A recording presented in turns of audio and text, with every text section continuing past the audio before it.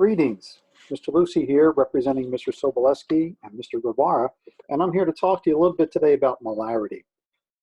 If you have a couple of seconds to check out your textbook, look at molarity on page 418 to 421, as well as on page 430.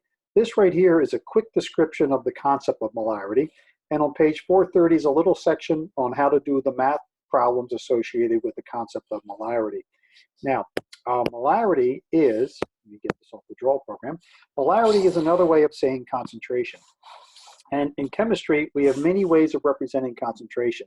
We can use normality, molality, molarity, percent composition, mole fraction. But lucky for us, in high school as well as first year college students, the concentration is usually represented in molarity. And molarity is the formula, capital M is equal to N over L. And you know in chemistry, we usually don't give you the N, we can give you grams. And you can solve for moles by going back from grams to moles in that conversion factor.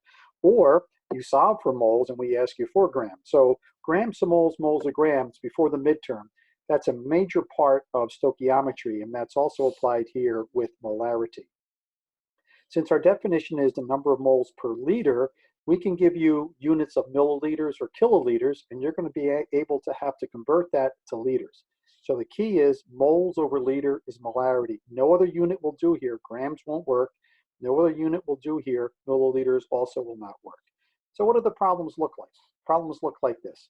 What is the molarity of a solution that contains 150 grams of iron 2 nitrate? Naming integral part of this in 500 milliliters of water. First thing I do is I write down my formula, M equals N over L. And since I'm looking for molarity, you can circle that if you like, that means I must have information on moles and liters. Liters weren't given, milliliters were, so I have to do a conversion factor here. And that is the metric system. And your chem teacher is very happy to go over that with you again. Then I have to convert my grams, 150 grams of iron 2 nitrate, into my moles of iron 2 nitrate. And I did a down and dirty calculation here, which is the mass of oxygen, which is 16. 16 times 6 distribute to 2. Then I did 14.01 times 2 distribute to 2. Then I did the mass of iron, which I'm looking at a period table right now, which is 55.85. Added all that up, and I got 179.87. So if I'm over here and I'm going 150 grams of FeNO3, and I'm going to be multiplying, since that's grams on the top, I'm going to put 179.87 grams of FeNO3, and 1 mole of FeNO3. And if I do that calculation out, I should get 0.0834 moles. I take my moles, 0.0834, 0.834, make that 0.834, and divide that by 0.5 liters, and we end up with our answer, which is 1.67 molar or molarity solution. And the key is, sig figs did play into this, so we're going to be careful with your sig figs. Another type of problem, a little variation on the one above, would be how many grams of iron 2 nitrate are required to make 300 milliliters of a 1.5 molar solution. Again, starting with our fraction, M equals N over an L. As a matter of fact, you'll always be starting with this. You can manipulate it if you like, but I would always start with this. And I plug in what I have. I have 1.5 molar solution, that's here, and I am solving for grams. But grams, oh, I see, I have moles here, and my moles are going to be converting to grams. And once again, my milliliters are converted to liters, and I end up with 0.50 moles of my FeNO3. And since the question is asking for how many grams, I need to convert moles to grams, again utilizing the 179.87 grams per mole, and I end up with 80.9 grams of Fe2NO3. So let's go back up to the first one for a second. So if I take 150 grams of FeNO3 solid and I add it to 500 milliliters of water, I will end up with a 1.67 molar solution. If I take let's see, if I have a 1.5 molar solution, 300 milliliters of a 1.5 molar solution, that has to contain 80.9 grams of iron to nitrate. So it's a way of looking at concentration. The more difficult molarity problems deal with limiting reactants and BCA tables. So let me give one. I have the skeleton of one all ready to go here. And of course, I'm using manganese, not magnesium, manganese chlorate and sodium hydroxide, and I get manganese hydroxide and sodium chlorate. And as you see here, it's a double replacement reaction. I already went through and utilized the solubility chart. So I know that I have AQ, that is an AQ, that's also an AQ. There's my solid, that's my precipitate, that's my product that's formed. And here I have another AQ over here. So a question might be along these lines. How many grams of solid product is produced? And you know in chem, we like to change the vocabulary a little bit. So I can say, how many grams of precipitate is formed? And we'll be adding 450 milliliters of a 3.2 molar manganese, Roman numeral 2, manganese chlorate, and 500 milliliters of a 5 molar sodium hydroxide solution there. So just like we've done with BCA tables and stoichiometry and all the problems in the past, we don't like to work in grams. We love to work in moles. So for some way, I need to convert this to moles. I need to convert this to moles. And that's done by M is equal to N over L. Make it look like an N, and we'd be solving for N. So this is 3.20 molarity is equal to N over 0.450. And that gives me 1.44 moles. So 3.2 times 0.450 will give me my moles up here. And over here, same fraction, M is equal to N over L. So I have 5.00 M is equal to N over 0.500 L, and that gives me 2.50 moles.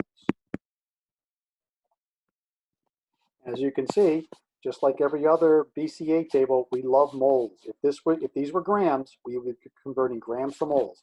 If these were moles, we would just carry the moles down and get started. So you already know how to determine which is going to be limiting. And I'll take this 2.50 divided by 2, and I'll take this 1.44 and divide it by 1. That gives me 1.44. And this gives me 1.25. Clearly, this is a smaller number, so this right here is my limiting. I like to put it in a little box because I know that that's going to drive every part of this problem, is that limiting. So I feel comfortable doing this right now. I'll tell you why in a second, as well as this, as well as this. Let's do those first. Before the reaction starts, there are no products. We did not add those together, therefore we did not form those. So that should make sense for my before the reaction starts. After the reaction starts, it should make total sense that your limiting reactant is all reacted. Your limiting reactant is all used up. So I have none of it left over after the reaction is completed. So I put a minus 2.5 here. And I told my students the pluses and the minuses, you don't have to put them in, I understand, but it makes it a little bit easier to see where I got that 0 from. So now, although we are looking for that for my answer, I'm going to solve these other parts of this problem here. And what I want to do here is by ratios. So I go 2 NaOH, always starting with my limiting, is to 2.5 moles, which is what I have here, as 1 mole of manganese to hydroxide is to X. I cross multiply, and when I cross multiply and solve for X, I get 1.25 moles here. And for over here, again, starting with the limiting, I go 2 NaOH is to 2.5 moles as 2 moles of NaClO3 is to X. And clearly, when I do the math here, I get 2.50 moles of that product. So the coefficients, the 1 and the 2 represent coefficients from the balanced equation. The 2 and the 2 represents coefficients from the balanced equation. And I always start with my limiting. As a matter of fact, over here, I know I have 1.44, but I'm going to start with my limiting. I'm going to go 2 NaOH is to 2.5 moles as 1 MnClO32 is to X. Cross multiply, and this answer should be 1.25. Notice I totally ignored that I had 1.44, and I went right to the 1.25 because this is my 1 to 2 to 1 to 2 ratio. And how do I know that? Because my coefficient here is a 1 to 2 to 1 to 2 ratio. So right here, finishing up this here, I go point plus 125 plus 2.50. And since the problem is asking for this, I technically didn't have to do this. But I wanted to show you how molarity figures into these types of problems. So I would go 1.25 moles of MnOH2, and I'm going to multiply that by, let's see, that should be 88.96 grams over 1 mole. And I got that by the mass of hydrogen times 2, the mass of oxygen times 2, added to the mass of manganese. And I end up with, that should be, let's see, 111.2 grams. So my answer here is 111.2. It's in the middle of the screen, 100.2 grams. That's my product. Some students don't really like the dimensional, or they don't like the ratio way, and they like to figure it out through dimensional analysis. So I'm just going to show you one of those and encourage you to ask your teacher during their Zoom session on Monday how to figure it out with dimensional analysis, or if you need more help with the ratios or the dimensional analysis. I'm starting here again. I always start with the limiting. So that'll be 2.50 moles of NaOH. And let's say I want to go to my MnOH2. So here, let's see, I have, every time I have 2 moles of NaOH, coefficient from the balanced equation, I have 1 mole. Whoops, make that a little O there. Sorry about that. Make that a 1 mole of manganese 2 hydroxide, and that's right up with my 1.25 moles of MnOH2. Okay, I hope that video was helpful. I think Mr. Sobolewski is going to do another video with limiting, excess, and BCA tables. And for now, I'm going to say goodbye, and I'll see my guys. I'll put out a Google notice as to when I'll be on for Zoom for tomorrow. All right, have a great night. And guys, you're doing a great job. We miss seeing you guys. We miss interacting with you guys. And this is no way the same, but we're trying to do everything that we can to get you through this. Have a great night.